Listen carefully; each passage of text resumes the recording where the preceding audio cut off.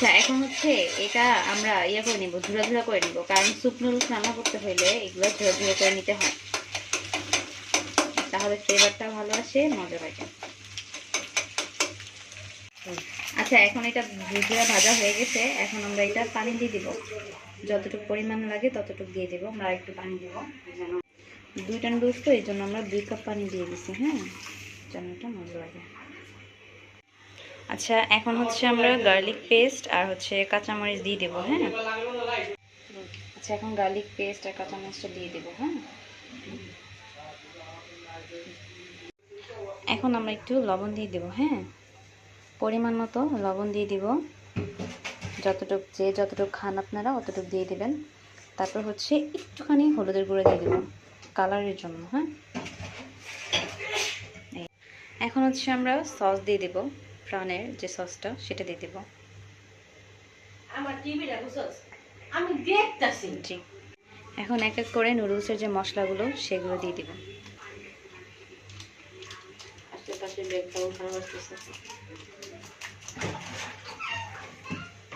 নুডলসের মশলা দিয়ে দেব।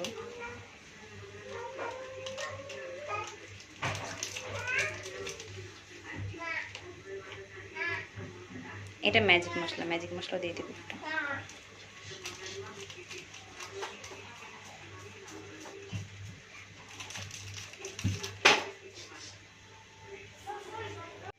এখন হচ্ছে একটা নুডলস দিয়ে দিছি, অবশ্য আমি ভিডিও করতে ভুলে গেছি, এটা হচ্ছে আরেকটা।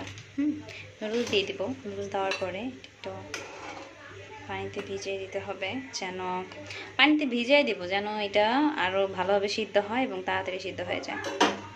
এটা হচ্ছে আমাদের স্যুপ নুডলসের, এটা হয়ে গেলে তারপর আমরা নামিয়ে ফেলবো।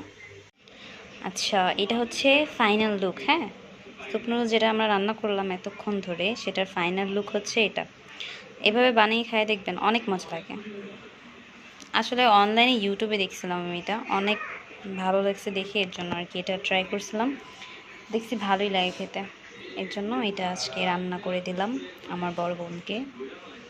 সবাই এভাবে ট্রাই করবেন, ট্রাই করে দেখবেন, হ্যাঁ, আর এসে কমেন্টে বলবেন টেস্ট কেমন হয়েছে। ওকে, আল্লাহ হাফেজ।